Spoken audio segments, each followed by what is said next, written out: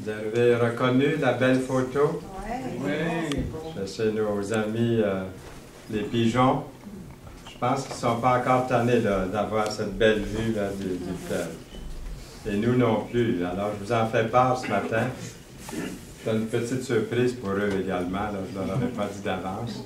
Mais c'est une photo récente que j'ai prise. Et puis, ça nous fait, je pense, ça nous fait louer cette journée spéciale que l'Éternel a faite. Avec toutes les beautés qui sont autour. La belle journée que nous avons aujourd'hui aussi.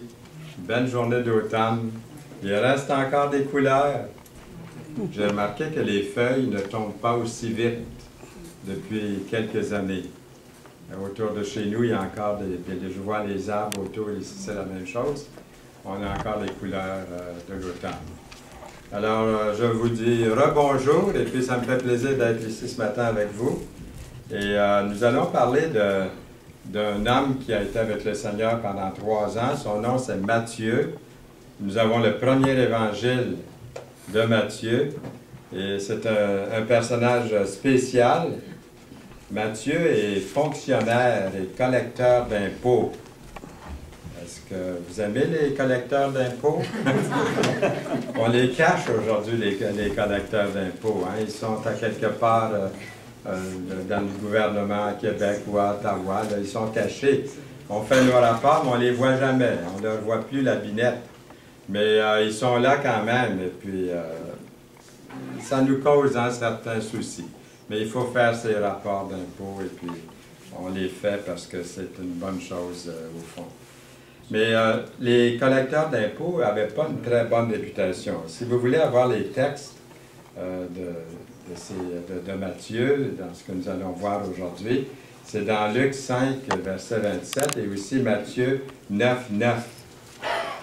Et pauvre Matthieu, à un moment donné dans sa vie, avant de connaître le Seigneur, avant de le rencontrer, il se sentait terriblement seul. Le métier qu'il exerçait le rendait très, très impopulaire. Vous êtes-vous jamais senti seul? Ou peut-être vous vous êtes senti comme dans un groupe, comme si vous n'existiez pas, comme si vous étiez invisible. Le premier titre que j'avais trouvé, c'était Matthieu, l'homme invisible, mais je l'ai changé pour Matthieu, fonctionnaire et collecteur d'impôts. Mais vous êtes-vous déjà senti comme si vous n'existiez pas pour les autres? Peut-être. Je me souviens un jour, Yolande et moi, on était invités par un homme, on ne savait pas au juste son statut social, mais c'était un homme très, très riche dans les affaires, il était chrétien, et il venait de Vancouver, et puis... pour faire une longue histoire courte, et, il nous connaissait, donc il nous a invités comme ça à un bon repas à l'hôtel Reine-Élisabeth à Montréal. Il y a des chrétiens dans tous les niveaux, hein, de tous les niveaux sociaux, donc on était très contents d'accepter l'invitation. C'est pas tous les jours qu'on va manger là, nous autres. Hein. Donc, on a accepté avec plaisir. On a dit merci Seigneur, c'est un cadeau que Dieu nous fait. Alors, c'était en grande pompe, on arrive là, c'était extraordinaire. Mais il avait invité aussi d'autres personnes, d'autres de ses amis autour de la table. Et puis, c'était des hommes d'affaires. Et ils parlaient de placements financiers. Ils parlaient surtout de toiles. Ils achetaient des toiles. Il en avait acheté une, elle coûtait 1 500 000 et puis l'autre, quelques milliers de dollars. Ils achetaient des toiles comme ça. Puis c'était des placements pour eux. Bien, Yolande et moi, on écoutait ça. On se sentait comme perdus sur une île à quelque part, ou comme un poisson tombé en dehors de son bocal plutôt. Là. Parce qu'on ne pouvait pas faire partie du tout de cette conversation-là, tant que ça ne s'est pas tombé sur le sujet de la parole. Moi, je connais bien dans les chiffres Jean 3,16. Mais à part de ça, parler financièrement, tout ça, c'était au-delà de notre capacité. Je me demande si Matthieu ne s'est pas senti comme ça. Matthieu. À cause du métier qu'il exerçait. Au 1er siècle, il y avait un petit groupe d'individus qui était financé par les politiciens ultra riches. Est-ce que ça vous dit quelque chose, ça, dans ce temps-là? Au Québec, au Canada, puis peut-être dans plusieurs pays du monde. Je ne veux pas mentionner d'autres pays, parce que ça s'en va dans d'autres pays, mais vous vous reconnaissez, les autres pays, là. Hein?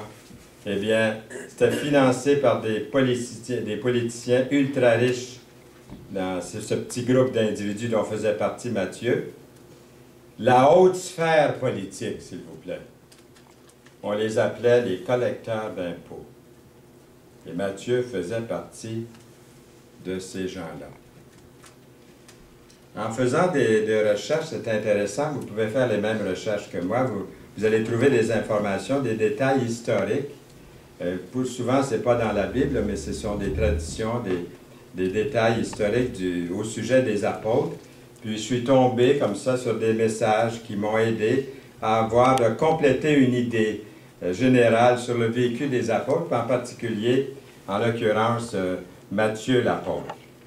Son symbole apostolique, j'ai trouvé, de Matthieu, c'est 3 sacs d'argent. On peut comprendre ça, qui nous rappelle qu'il était collecteur d'impôts avant que Jésus l'appelle à lui. Puis un bon jour, Matthieu se lève et suit Jésus. En plus, il offre à Jésus un festin dans sa maison,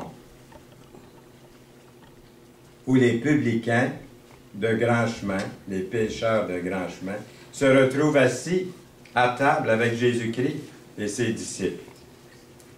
Jésus et ses disciples auraient pu avoir raison et se sentir très mal à l'aise dans cette compagnie-là. Des voleurs, des fraudeurs.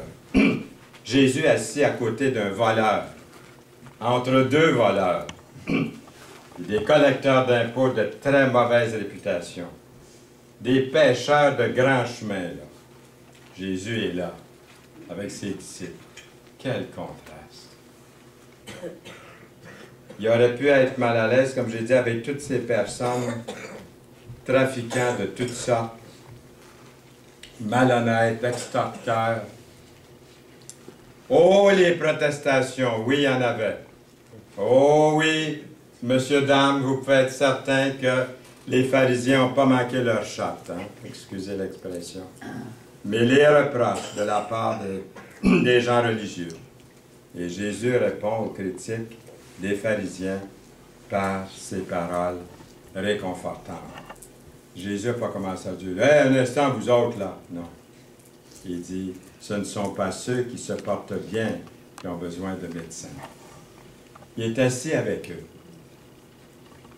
Mais les malades, et là c'est beau, moi je soulignais à double tour dans ma Bible, « Je ne suis pas venu appeler des justes, mais des pécheurs. » Quelqu'un qui se croit juste, il n'y a pas de chance avec le Seigneur. Il faut premièrement se savoir pécheur et perdu, malade. Si on ne se reconnaît pas pécheur, perdu et malade devant Dieu, il n'y a pas de chance. Il faut à un moment donné réaliser qu'on est perdu. C'est pour ça que quand je prie pour les gens, je prie Seigneur, convainc-les de péché, convainc-les de justice et de jugement. C'est important ça. C'est écrit dans la parole de prier de cette façon-là.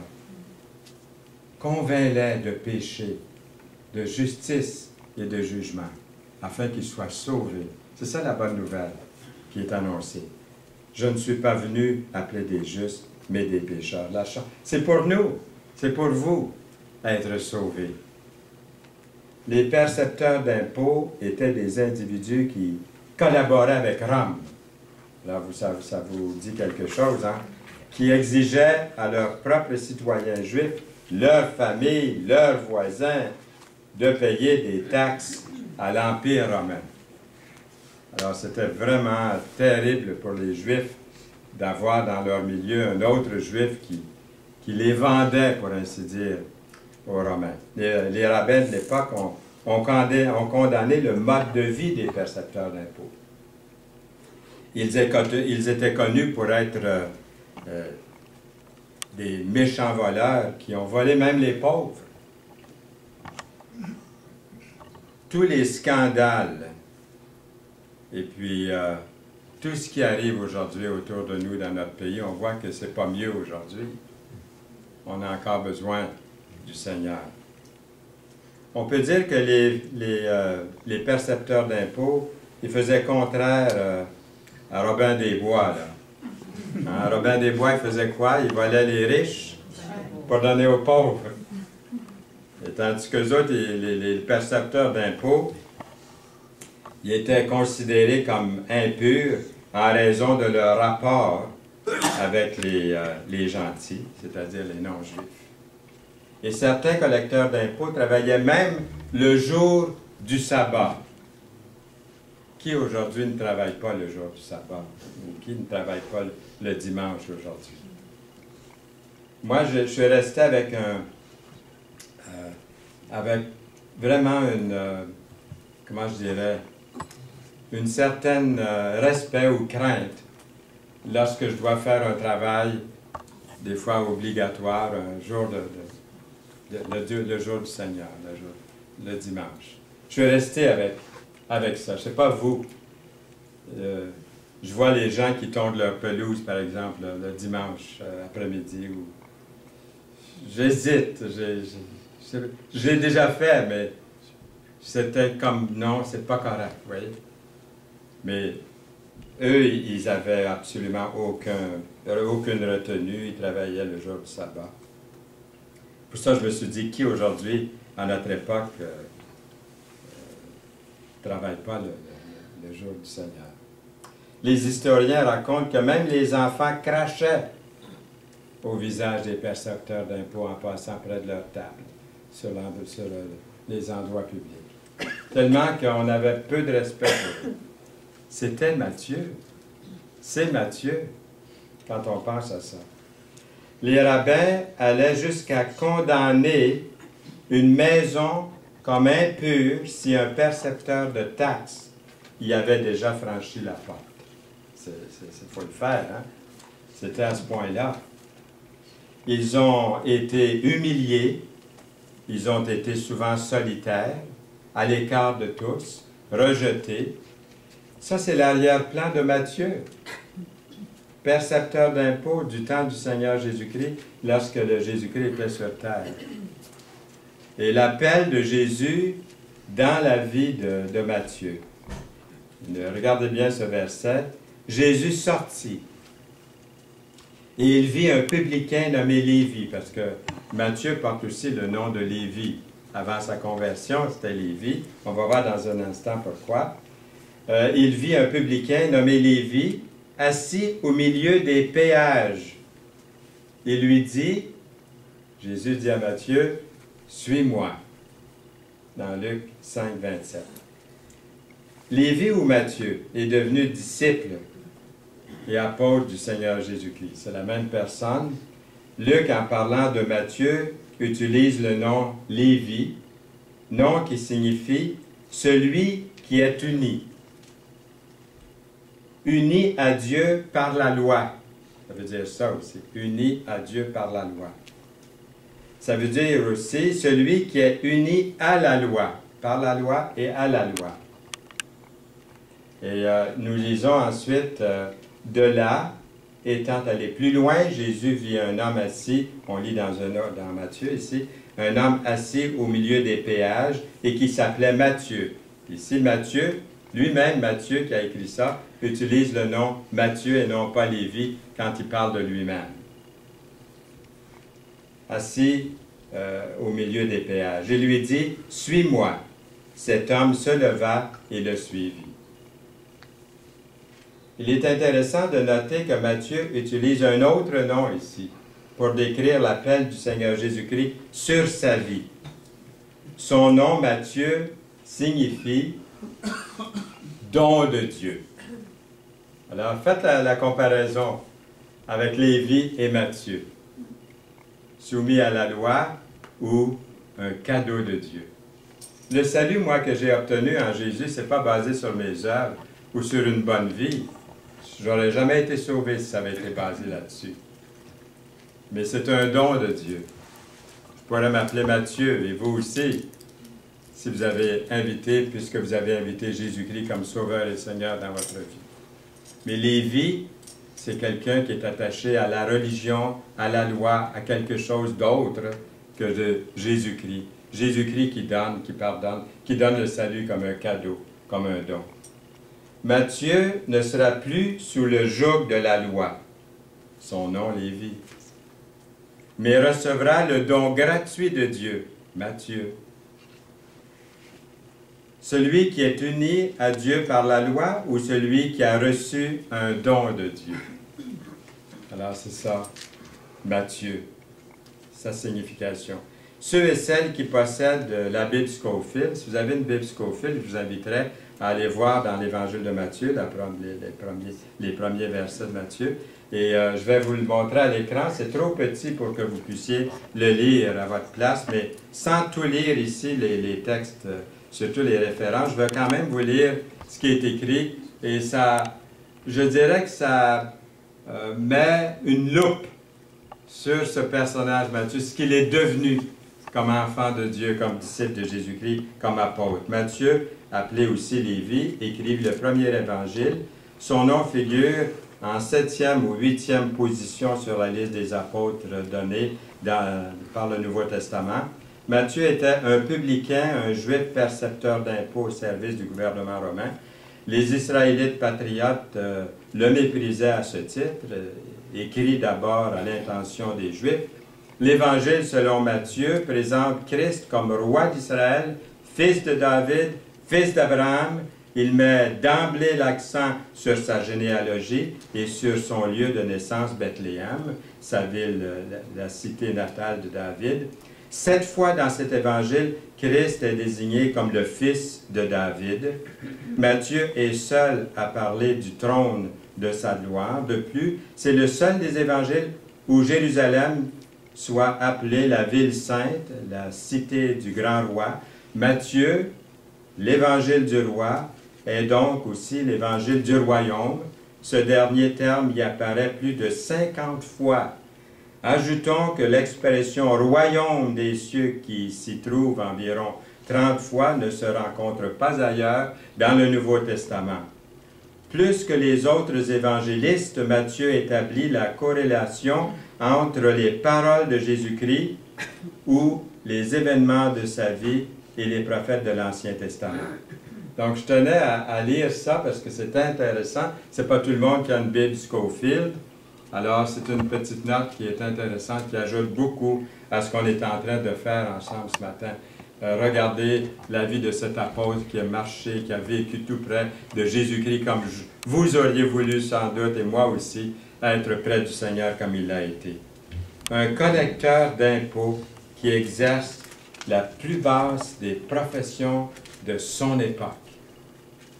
Mentionné dans les Écritures aux côtés des criminels et des prostituées. Y a-t-il encore de l'espoir pour lui, pour Matthieu? Il reçoit de Jésus-Christ lui-même un sentiment de grande plénitude dans sa vie. Ce qui m'enseigne à moi, ce qui me démontre ce matin, que le passé de chaque personne, de mon passé, moi j'ai eu le privilège d'accepter Jésus-Christ comme Sauveur et Seigneur à l'âge de 11 ans, comme plusieurs de vous savez. Donc, je n'ai pas connu une vie que je pourrais dire dans mon témoignage, j'ai pas tué, j'ai pas volé, mais j'ai tout fait le reste.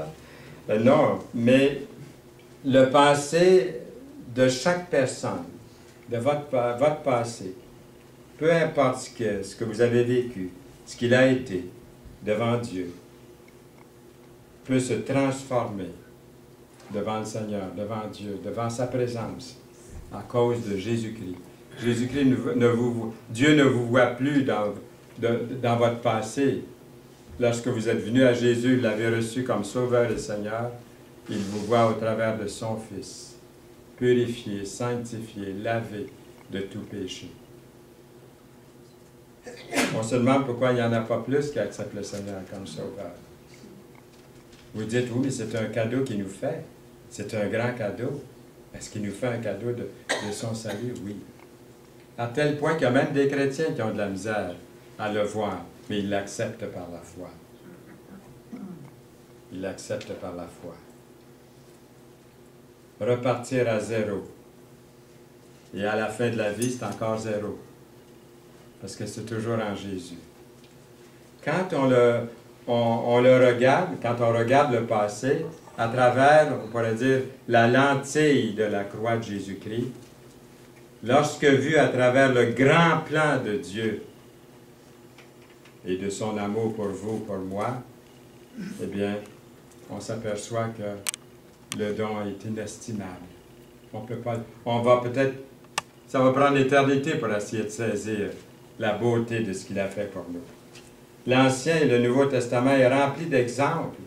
Comment Dieu peut prendre des vies là, brisées, on pourrait dire des vies ordinaires, avec des échecs et tout, puis de faire de ces personnes, de ces vies, de ces personnes, des disciples extraordinaires pour la gloire de Jésus-Christ. Pensons seulement à Noé, à Job, Moïse, Samson, David, Daniel, Saul de Tarse, et ça continue. Est-ce que ces noms-là évoquent quelque chose quand on les prononce? Si nous connaissons peu de choses sur la vie privée de Matthieu, nous pouvons quand même extrapoler un peu concernant le cadre de son appel, puis sa conversion au Seigneur Jésus-Christ. Il y a certains auteurs contemporains et certains bons commentaires qui font un excellent travail pour décrire fidèlement, aussi fidèlement que possible, l'appel de Matthieu par le Seigneur. Premièrement, avec les textes bibliques, puis aussi en se basant sur des recherches sur les coutumes du 1er siècle après Jésus-Christ. Moi, j'aime ça, m'imaginer les choses quelquefois. Je m'imagine, par exemple, Matthieu, par une bonne journée chaude de l'été. Il fait très chaud en Israël. Ceux qui sont allés, ils m'ont dit que ça peut aller jusqu'à 35-40 ou plus. Et puis, Matthieu est assis là, devant une petite table, avec une sorte de cahier. Puis là, les gens viennent, ils sont obligés. Ils viennent payer. Puis on sait que lui, je ne sais pas Matthieu, s'il était aussi voleur que les autres, mais il avait la réputation des autres. Les gens disent, ce croche-là, je lui donne de l'argent, puis qu'est-ce qu'il va faire avec? J'imagine qu'il est assis là au soleil, ça bourdonne tout autour, il inscrit les taxes, il les recueille, il est installé dans une rue. La rue est très, très animée de toutes sortes. On n'entend pas de klaxon, hein, c'est pas le temps des automobiles, mais on entend les ânes avec des clic-clac, clic-clac, puis les gens qui parlent, puis qui crient, puis qui font des choses autour. Il y a toutes sortes d'activités. Une banlieue quelque part, on voit ça. On entend ça. Les bruits de la foule assourdissent des cris de désespoir intérieur. Est-ce qu'il y a un sens à sa vie, Matthieu? Il est assis là, puis il fait ce travail. Est-ce qu'il y a vraiment un sens, ses objectifs, ses buts? Ça va servir à quoi tout ça? Et pensez à votre vie, à vous. Si vous n'êtes pas encore venu à Jésus-Christ, quelle a été votre vie? Et puis, est-ce que ça vaut la peine? Est-ce que vous avez atteint vos objectifs? Ça vous mène à quoi? Ça va amener à quoi, finalement, votre existence, votre vie, en comparaison? À un moment bien précis, Matthieu va connaître un revirement qui aura des conséquences terrestres dans sa vie ici-bas, oui, mais surtout des conséquences éternelles. C'est ça qui est important. Quand j'ai accepté le Seigneur comme mon sauveur personnel, il a commencé une nouvelle vie. Il y a eu les épreuves, la maladie, il y a eu des décès, hein, des personnes d'êtres chers, il y a eu toutes sortes de choses, mais c'était une nouvelle vie terrestre avec une paix incommensurable au fond de mon cœur. Cette paix-là, elle est là aujourd'hui pendant que je vous parle. Peu importe ce que la vie a apporté jusqu'à maintenant, et je ne pense pas que ce soit différent, il y a la mort à venir, la maladie, la mort, mais il y a toujours cette paix-là qui est au fond de votre cœur quand vous connaissez Jésus. Ça, il y a des gens dans le monde qui paieraient des fortunes pour l'avoir. Ils se prennent mal pour l'avoir. Ils vont la chercher dans l'argent. Ils vont la chercher dans les plaisirs. Ils vont écouter les comiques là, dans des salles. Ils vont aller payer pour écouter des histoires à double sens et puis maudire Dieu puis rire du Seigneur. Ils vont chercher dans toutes sortes de fonds, de barils, de pourriture pour essayer de trouver une paix. Ils la trouvent pendant quelques instants. Ils oublient, hein, ils chassent de leur pensée des choses pendant quelques instants. Mais est-ce que c'est ça la paix que Dieu veut nous donner? Eh bien, on voit que ce soleil de midi, pour revenir à Matthieu, est soudainement bloqué par l'ombre d'un homme sur la page de comptabilité du percepteur d'impôts. Puis une voix ordonne « Suis-moi ». C'est très difficile d'essayer d'imaginer ce qui se passe à l'instant où Jésus rencontre Matthieu. C'est toute une rencontre avec un homme d'affaires. Jésus fait toute une rencontre avec un homme d'affaires bien nanti et sécurisé financièrement. Matthieu l'est. Il va laisser beaucoup de choses derrière lui là, pour suivre Jésus. Jésus-Christ peut avoir tout un impact dans ma vie, dans votre vie. Ça peut vouloir dire tout laisser pour le suivre. Matthieu va laisser gros, là. Mais il va trouver la paix. Il va trouver l'amour. Il va trouver la sécurité en Dieu. Ce qu'il n'a pas présentement. Il va mettre toute sa confiance en Jésus-Christ. Et ce que je trouve vraiment surprenant ici, c'est l'impact émotionnel des 3 prochaines années que doit avoir eu Matthieu. Il est passé d'un confort matériel, entre guillemets, très malheureux, très contesté, bafoué par tout le monde, seul souvent, avec ce qu'il avait.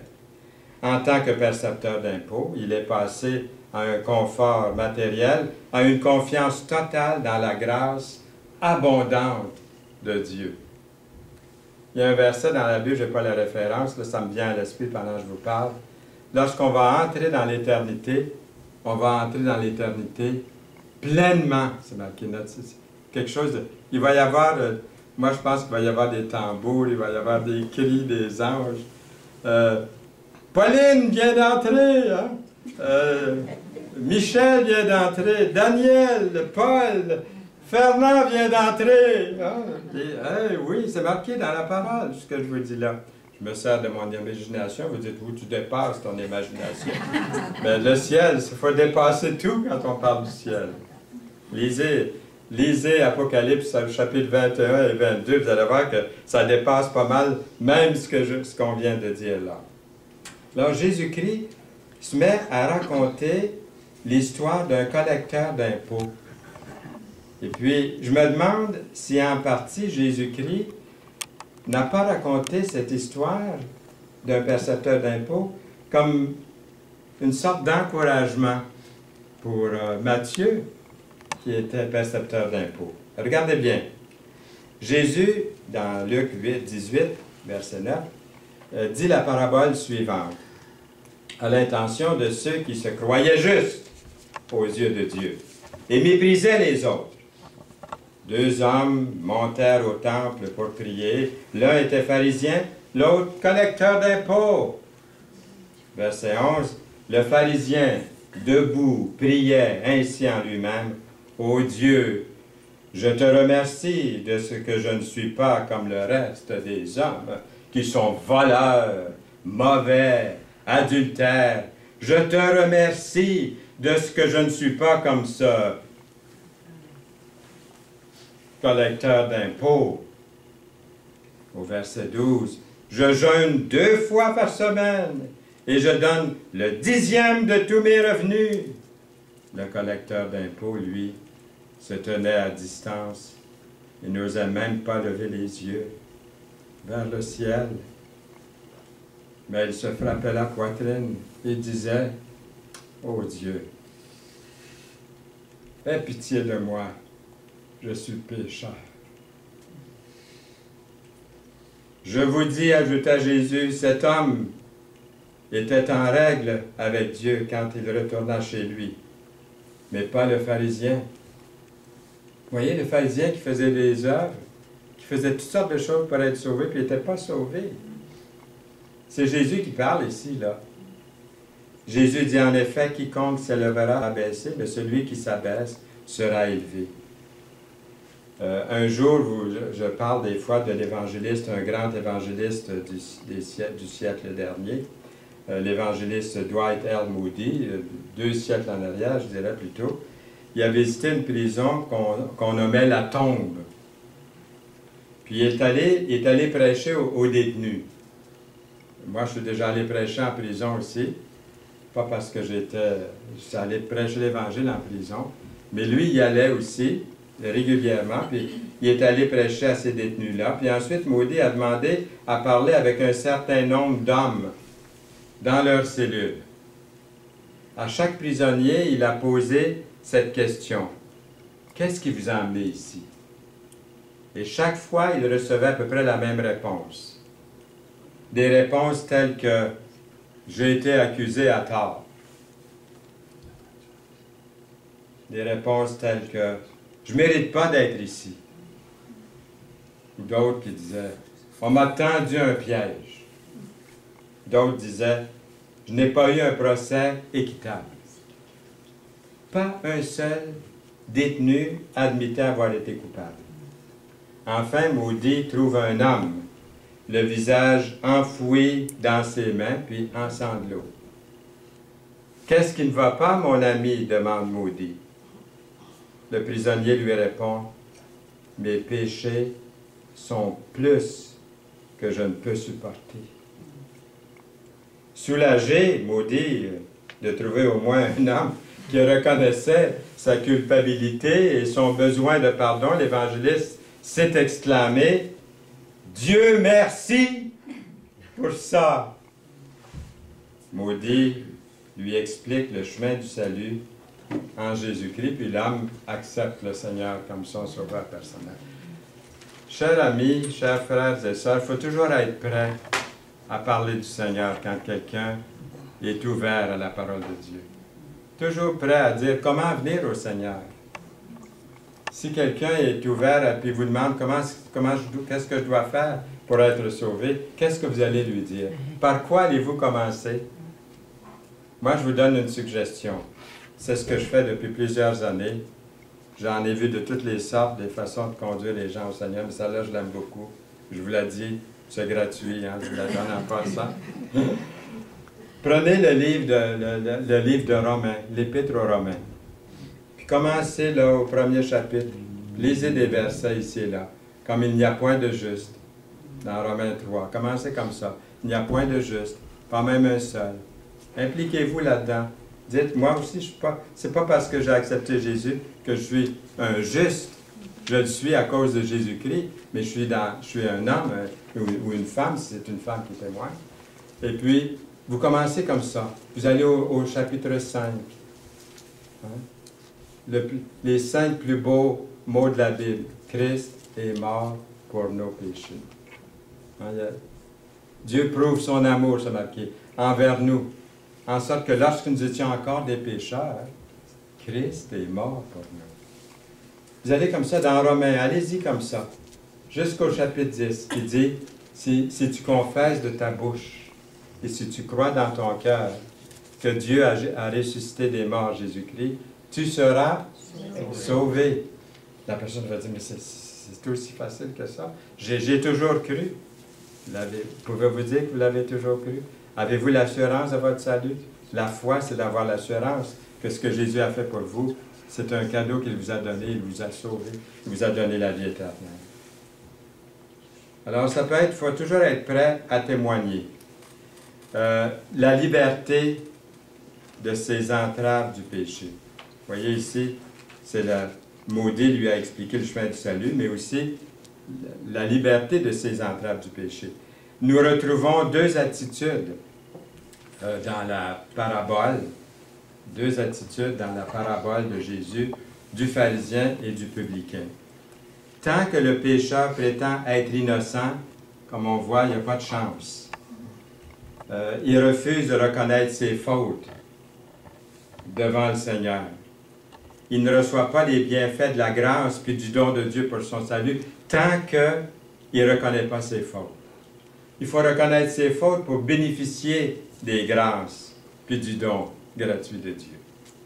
C'est d'avouer.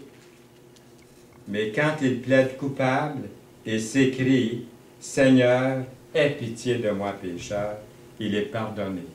Le pardon de Dieu est disponible pour chaque personne. Mais il n'est connu que par ceux et celles qui admettent leur culpabilité et qui mettent leur confiance totale dans le Seigneur Jésus. Pour être sauvé, une personne doit d'abord reconnaître qu'elle est perdue. Au fond, il y a deux approches que quelqu'un a proposées. Premièrement, il y a l'approche de l'orgueil. Le pharisien démontre qu'il est égocentrique. La prière du pharisien démontre qu'il est prétentieux. La prière du pharisien démontre que sa moralité est fausse. Le pharisien démontre que son culte se fonde sur les choses extérieures. Ensuite, il y a la repentance. Pour être sauvé, une personne doit d'abord reconnaître qu'elle est perdue. Il y a l'approche de la repentance. La prière du publicain ou du collecteur d'impôts démontre qu'il est humble devant Dieu et devant les hommes. La prière du publicain démontre qu'il est plus conscient de ses propres péchés que de ceux des autres. Et la prière du publicain démontre qu'il n'est pas préoccupé par l'obtention de la richesse matérielle. La prière du publicain démontre qu'il est conscient de sa position devant Dieu. Il faut reconnaître ça aussi. Dieu qui voit dans les cœurs, dans votre cœur, dans le mien, a vu le cœur de Matthieu. Il a vu un cœur qui était prêt à avoir une rencontre avec Jésus-Christ. Êtes-vous dans cette condition-là? C'est dans cette condition-là que nous rencontrons Jésus. Jésus est passé maître pour illustrer ses prédications. Il utilise beaucoup d'illustrations, Jésus. Hein? Il parle du pain, il parle du rocher, il parle de l'eau, il parle de toutes sortes d'illustrations. Et puis, il le fait souvent par une histoire, une parabole. Puis ici, il a le don de nous parler clairement dans ce court scénario de la prière des deux individus complètement différents l'un de l'autre, le pharisien et le publicain. Premièrement, il nous parle d'un pharisien considéré comme le plus pieux des hommes, qui pourtant est encore très pauvre devant Dieu. Pas sauvé encore. À moins de venir au Seigneur, il ne peut pas. L'autre, un collecteur d'impôts considéré comme le plus bas parmi les hommes, mais riche dans son humilité devant Dieu. Un se trouve dans le temple, l'autre dans la rue. Un se vante, l'autre en sanglots. Un s'exaltant lui-même, l'autre est exalté par le Seigneur. C'est au travers de ce texte biblique que nous pouvons le mieux connaître ce que Jésus veut apprendre à Matthieu, et à vous, et à moi. Il semble que Matthieu est demeuré au même endroit.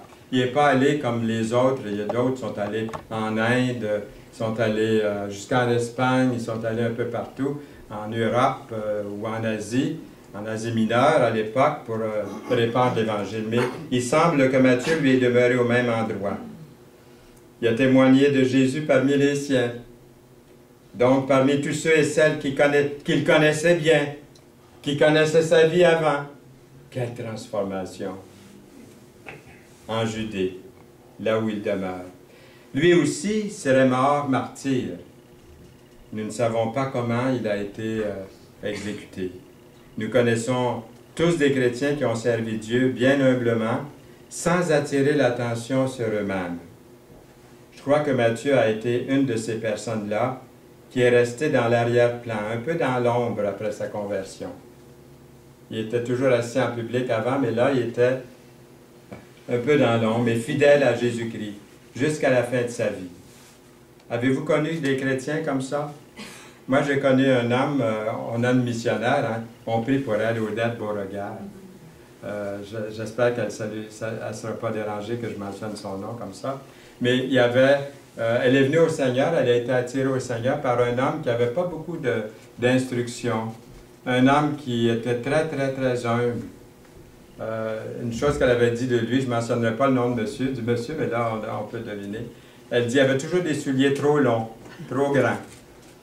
Et puis, je pensais au verset qu'ils sont beaux les pieds de ceux qui annoncent l'Évangile. Lui, il avait vraiment la bonne... encore au-delà de son pointage. Mais ce qui est bizarre, c'est qu'elle est conduite au Seigneur par quelqu'un qui... La plupart, je suis certain qu'il n'y a pas personne qui connaît ce monsieur-là ici. Il n'est pas connu de personne. Pourtant, il a passé une bonne partie de sa vie à rendre témoignage, fidèle à Dieu. Il a fait du bien, a conduit des gens comme Odette au Seigneur, qui est missionnaire. Comment est-ce que le Seigneur va distribuer les récompenses un jour au ciel et qu'on va avoir des surprises? Hein? Ceux qui sont toujours en avant, peut-être qu'ils vont être, ils vont être heureux. Mais ceux qui ont été dans l'ombre, qui ont servi silencieusement, ils sont bénis de l'Éternel. Ils ont été fidèles. Je pourrais donner plusieurs... Il y avait un monsieur au Cap de la Madeleine, là où j'ai été, on a été pendant plusieurs années, mon épouse et moi, c'est de là qu'on vient, de cette assemblée.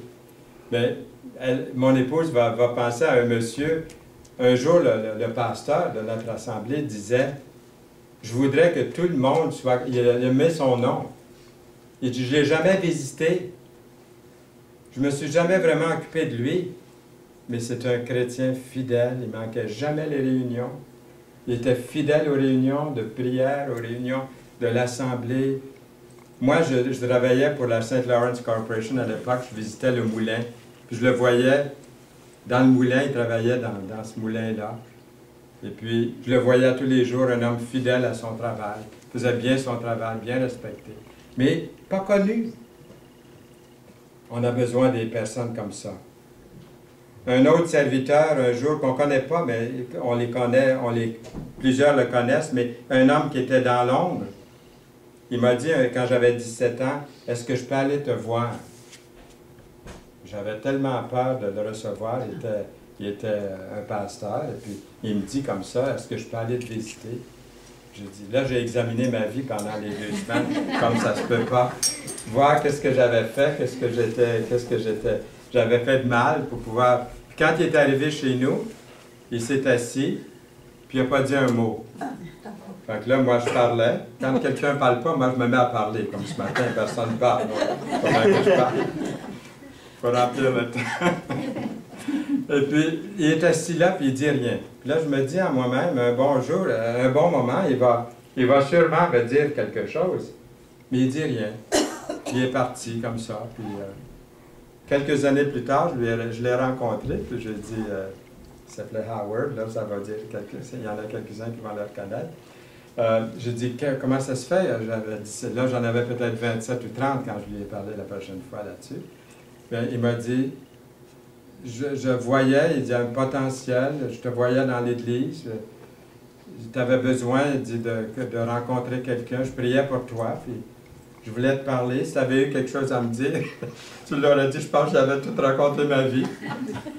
Donc, mais il était dans l'ombre. Moi, je n'aurais jamais pensé que quelqu'un comme ça, tranquille, assis dans l'église, avait un ministère aussi important devant Dieu. Et il y en a ici. Il y en a ici dans l'église. Et Dieu voit ce que vous faites. Quand les autres ne le voient pas, ce que vous faites, les gens ne comprennent pas peut-être combien vous avez travaillé durement. Vous avez servi votre famille, vos amis, votre Église. Puis Dieu le sait. Pas beau, ça? Est-ce que ça vous encourage un peu? Vous n'avez pas la main, là. Vous restez dans l'ombre, hein? Mais je veux terminer avec ce beau verset ici. Un texte de la Bible qui dit ceci. « Dieu n'est pas injuste, il n'oublie pas votre activité. ni l'amour que vous avez montré à son égard par les services que vous avez rendus et que vous rendez encore aux autres chrétiens. Dans la traduction Bible en français courant d'Hébreux 6, 10. Alors Matthieu et le Seigneur Jésus-Christ font un bon ménage, comme vous et le Seigneur Jésus-Christ. Vous faites un bon ménage. Amen. Amen. Seigneur, merci pour ta parole et nous voulons continuer à espérer, à nous attendre à toi, à regarder vers toi. Et s'il y avait quelqu'un ici dans cette assemblée ce matin qui n'a pas l'assurance de son salut, mais comme Matthieu, qu'il puisse voir le Seigneur qui lui dit « Suis-moi, lève-toi, puis suis-moi. Accepte-moi, reçois-moi, reconnais-moi dans ta vie comme ton seul Seigneur, comme ton seul Sauveur. » C'est le début d'une vie nouvelle. Quel cadeau tu nous fais. Merci Seigneur Jésus. Que ton nom soit loué. Amen. Amen.